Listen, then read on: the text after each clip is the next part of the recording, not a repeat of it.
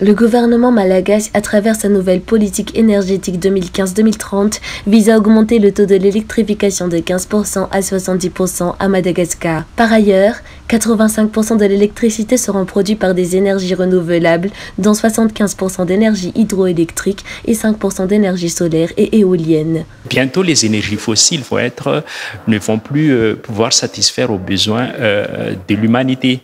Et donc, l'énergie renouvelable dont dispose Madagascar est vraiment une opportunité pour que les Malgaches puissent avoir accès à une énergie moderne, une énergie durable, une énergie fiable. L'Allemagne est le partenaire de Madagascar dans l'atteinte de ses objectifs. L'Allemagne qui a été nommée un des pays Global Champion par les Nations Unies pour son expérience de l'Energiewende.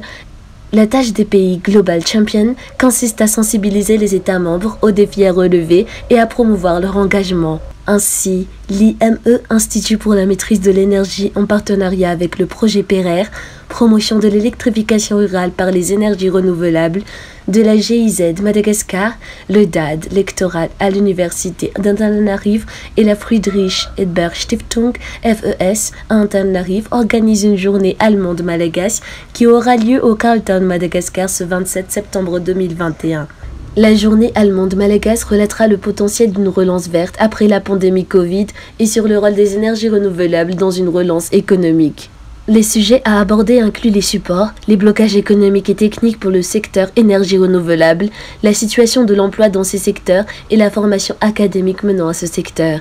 Cette première édition de Journée allemande malgache, il y aura une interaction des étudiants entre elles, des étudiants ici à Madagascar que des étudiants germaniques, mais aussi donc des interactions de ces étudiants avec l'entreprise. Cela va vraiment contribuer à une meilleure insertion professionnelle des étudiants parce qu'il y aura donc une intégration du monde du travail dans la formation des étudiants.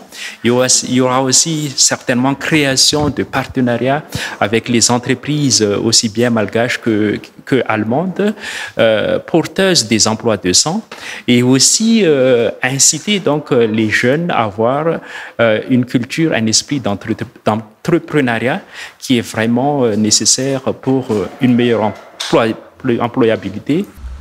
Des étudiants de l'IME et des étudiants de la mention études germanistes de l'université d'Antananarive participeront activement à la journée allemande malagasy. Ils ont bénéficié d'un coaching venant de la FES Madagascar avant la présentation de ce lundi 27 septembre pendant la JAM. Et nous, on va faire des petites présentations sur les énergies renouvelables à Madagascar et en Allemagne aussi. Et me concernant, je fais la présentation de l'énergie solaire à Madagascar. En gros, je vais parler de la potentialité de Madagascar avec les 2800 heures d'ensoleillement par an qu'on avait. En tout, c'est l'évolution de l'énergie solaire à Madagascar.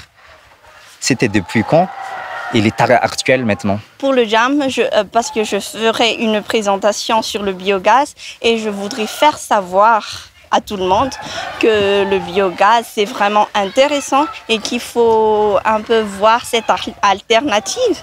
Et aussi je voudrais trouver des investisseurs pour m'investir à ce projet parce que j'ai un projet sur la réalisation d'une application sur le dimensionnement et un manuel d'utilisation du biogaz.